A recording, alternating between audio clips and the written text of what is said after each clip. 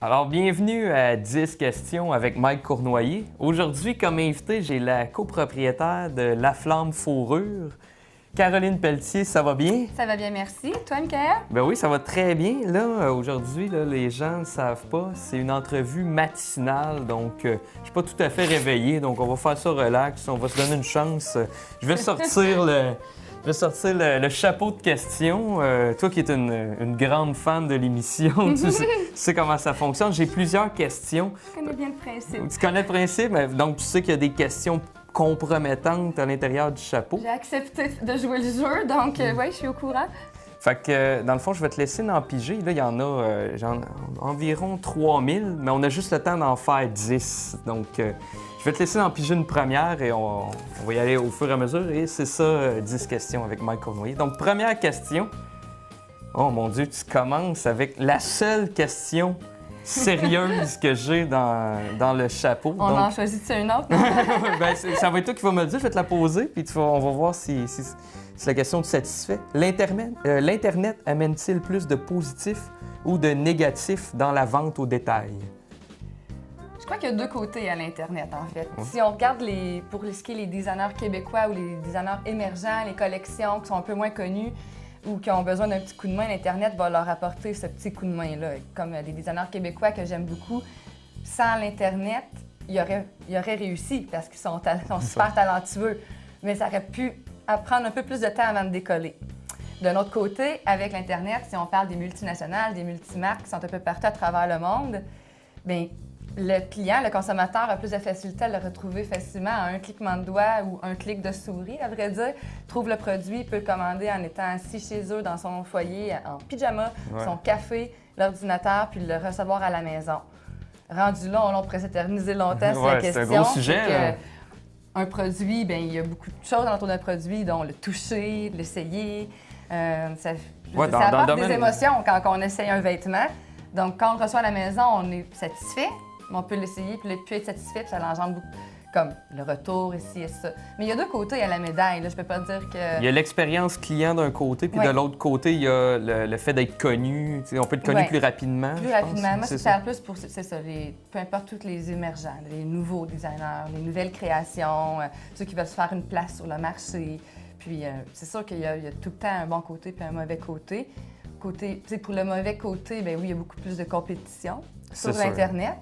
Par contre, le service client, quand on est expert dans le service client, bien, la clientèle, elle vient quand même chercher une expérience en boutique. Donc, on vient d'apprendre le secret de ton métier. Alors, je vais t'appeler Caro. Au début, je t'ai appelé Caroline, je pense, puis ça m'a mêlé. C'est ça, parce qu'on se connaît un peu, on se croise régulièrement. Là. Bon, question compromettante. Très compromettante. Très compromettante.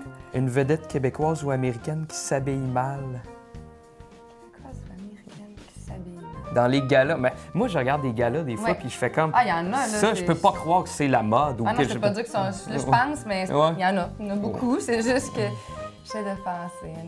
Lady Gaga, quand elle est arrivée au gala avec une robe avec de la viande crue, c'est quoi ça? Est-ce que ça en vente dans ton magasin? C'est marketing, en fait. Elle peut pas avoir... Elle-même, elle peut pas être regarder des photos ou dans le miroir et avoir dit « Hey, non, mais je look à ce soir. Ouais, c'est ça. Je vais vraiment le tapis rouge, je vais le rocker. » Non, ça, c'est une erreur, mais en fait, en même temps, c'est sûr que son équipe alentour, il en a parlé. Puis elle, c'est un coup de pub. C'est une manière de faire parler les gens. Elle a réussi.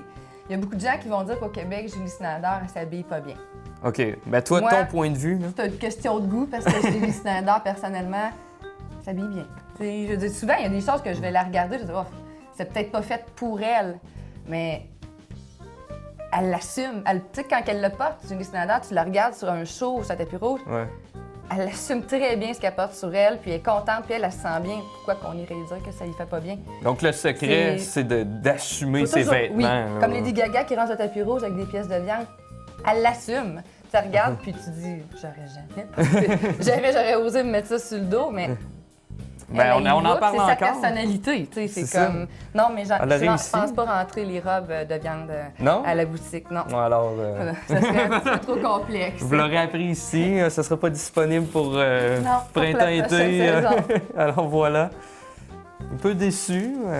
Des frigidaires de réfrigération. Ouais, j'ai déjà une voûte d'entreposage pour les manteaux, c'est Il y a vrai. la MAPAC qui arrive là-dedans. Ouais. Tout, là, c'est pas facile. Là. Contamination, non. Une question plus générale, on y va plus léger. Un album de musique que tout le monde devrait posséder selon toi? Là, j'entends tous mes amis dire « Mais Caro est tellement quétaine, elle va sortir Céline Dion. » C'est Ah, deux ben... de Céline Dion. Tout le monde doit posséder cet album-là. Lequel? Mais... Céline 2? Deux. Deux, OK. EUX. OK, deux, c'était son deuxième? Ou... Puis là, j'ai l'air du gars qui... Non, c'est pas son deuxième, mais c'est vraiment plus comme Ah, deux. Ah, D apostrophe, ouais, EUX, OK. EUX, ouais. OK. Donc ça, c'est sûr que c'est un album que tout le monde devrait posséder à la maison. Oh, on me dit que tu vas en chanter un extrait? Non, d'après moi, vous avez tous vos auditeurs en ondes à ce moment-ci. Non, sinon, Mais c'est quoi les chose, hits qu'il y a sur cet album-là? Mettons, c'est le plus gros hit francophone. OK. C'est un album francophone, puis toutes les chansons que tu peux imaginer de Céline francophone ont partie de cet album-là. OK. Il suffisait d'aimer. OK. Ça va être... tu vas aller... Mais vas-y, Mike, lâche-toi, je viens de te suggérer un ben album. là, j'ai l'air du gars qui connaît pas ça. Puis là, je me rends compte que c'est un classique. C'est un classique. OK. Puis plus général, ben moi, je suis une grande, grande fan des Beatles. OK. Ben là... Toute l'œuvre des Beatles, j'ai lu là-dessus, c'est quelque chose qui me passionne. Il faut les Beatles. Ah, ben là, là tu me rejoins plus. Oui, c'est ça. oui. Quel album des Beatles, en terminant là-dessus? Mais si quelqu'un veut avoir un album, là, puis c'est le 1. Tu sais, je me dis, tu vas comme... Si tu commences avec les Beatles, achète-toi l'album 1, tu as tous ses succès.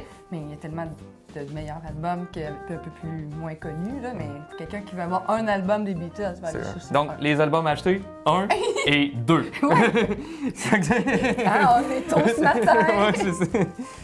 Alors voilà, quatrième question déjà, maintenant que j'en ai appris un peu plus sur Céline. Ton meilleur souvenir de tes années d'études? Donc, tu as étudié commercialisation de la mode, tu as été aussi en communication. Oui. C'est quoi ton meilleur souvenir? Mettons, si on disait, tu retournes à l'école demain, tu es obligé, c'est que tu te dirais, OK, c'est bizarre, mais c'est le fun au moins, parce que je vais pouvoir revivre ça. Moi, j'ai toujours dit que la technique de 3 ans, commercialisation de la mode, si j'avais pu la faire en 10 ans, je l'aurais sûrement faite en 10 ans. C'était les 3 plus belles années d'études de ma vie. Je me levais le matin, j'étais pas comme une fille étudiante qui s'en allait à l'école puis que la journée pourrait être longue. Là. J'ai tripé. J'ai eu la chance d'avoir d'excellents enseignants qui pour enseigner, avaient tous eu l'expérience dans l'industrie de la mode avant de la matière qu'ils enseignaient. Donc, c'était tellement fluide comme conversation. On se faisait lancer de la matière, mais avec plein d'expérience. Je me suis fait un groupe d'amis que j'ai encore aujourd'hui. J'ai rencontré des gens extraordinaires là-bas. Ça m'a ouvert plein de portes. Ça m'a donné le goût, justement, quand on parlait des domaines dans lesquels on travaillait, qu'il fallait défoncer, il fallait foncer. Ouais. Mais ces années d'études-là, ils m'ont donné le goût de défoncer des portes pour pouvoir arriver à travailler dans cette industrie-là. Puis moi, je referais mon deck, là, je le referais n'importe quand. Les enseignants, ça change tout. Hein. Je veux pas, dans l'étude, tu pognes un mauvais prof, puis ça peut te faire changer de branche complètement. Ceux qui nous enseignaient comptabilité, bien, elle avait déjà fait la comptabilité dans une industrie du vêtement, dans une compagnie de vêtements. Okay. L'import-export, mon enseignant avait fait de l'importation puis l'exportation pendant 25 ans pour des compagnies de la mode. Mon cours de droit, le gars avait travaillé en droit dans les grosses compagnies pour le droit des affaires, en fait, pas encore une fois les importations, l'exportation, toutes les lois à respecter alentour de ça. Je retournerais... Tu sais, je dis souvent à mes parents que c'est le plus beau cadeau qu'ils m'ont fait de m'avoir envoyé accepter que je parte à Berry-Victorin à 16 ans puis que j'aille faire un cours en mode. Puis eux qui sont pas très artistiques, tu sais, je savais pas trop les débouchés qu'il y avait alentour de ça, mais... C'est ça, c'est moins facile, oui, j'imagine. De mettre un nom sur un métier, bon, mais finalement, il y a plein de portes qui se sont ouvertes, puis... Ah non, moi, je retournerai au cégep demain matin. Ah, ouais. Vraiment. Mais tu dis que tu l'aurais fait en 10 ans, mais moi, pour avoir étudié en sciences humaines avec maths, il y en a qui l'ont fait en 10 ans, mais contre leur gré. Contre leur gré. Sciences humaines avec maths, j'aurais aimé ça le faire le plus rapidement possible, mais... Moi, c'est ce que j'ai fait, puis... Commerce de mode, là, j'aurais fait ça. C'est un beau domaine aussi, là, mettons, là, si on s'en parlait avant d'entrer en ondes, t'es vraiment à ta place. Moi, j'adore ça, puis tu sais, c'est ça, c'est artistique, puis c'est aussi...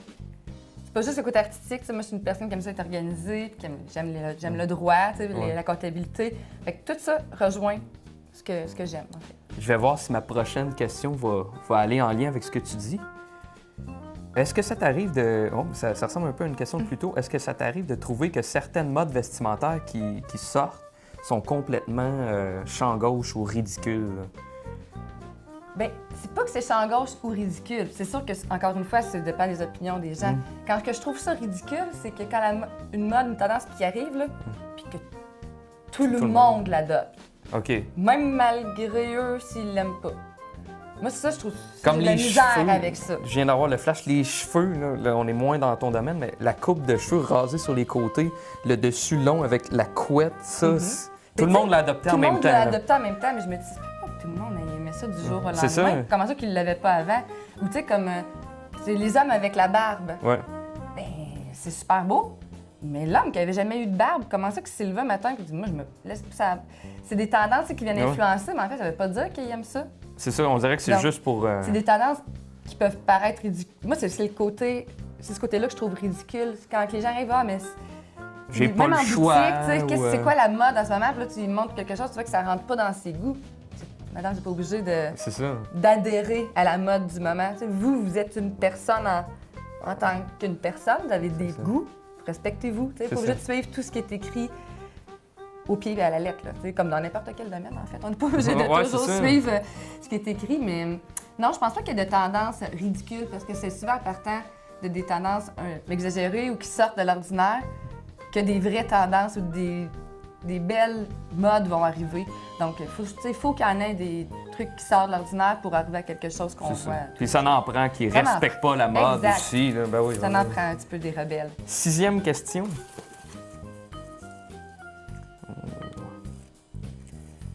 Si tu n'avais pas étudié en commercialisation de la mode, quel aurait été ton 2e choix?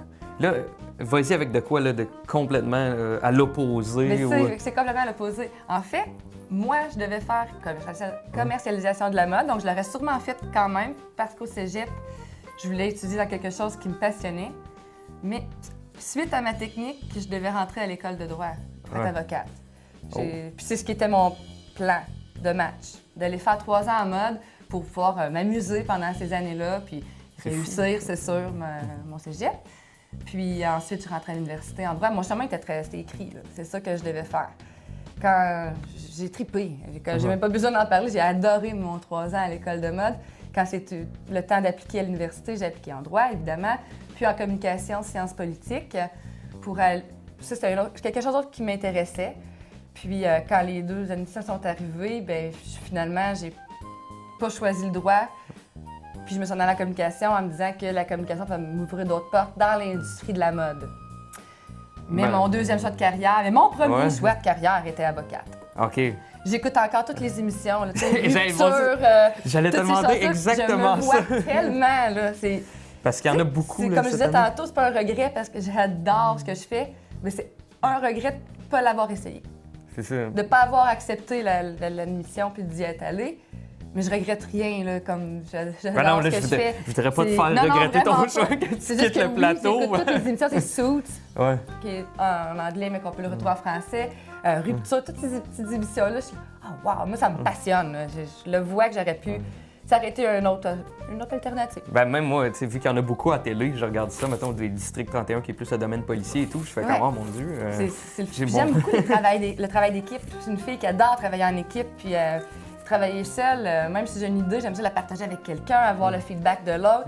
Donc, je trouve que c'est un domaine que l'équipe, c'est important. Tu as beau avoir une cause, mais tu as toute une équipe derrière toi, puis on essaie de résoudre un problème. Puis moi, ça aurait été mon 2e choix. Vous l'aurez appris ici. C'est la 7e question. Déjà, 7e question. Mon Dieu. Qu'as-tu pensé de l'affaire Safia Nolin? Safia Nolin. Premièrement, je l'aime tellement. Là. On va partir comme ça. J'aime l'artiste qu'elle est. J'aime la femme qu'elle est. Ce que j'en ai pensé, ça l'a fait une tempête dans un verre d'eau. C'est ça. Rien.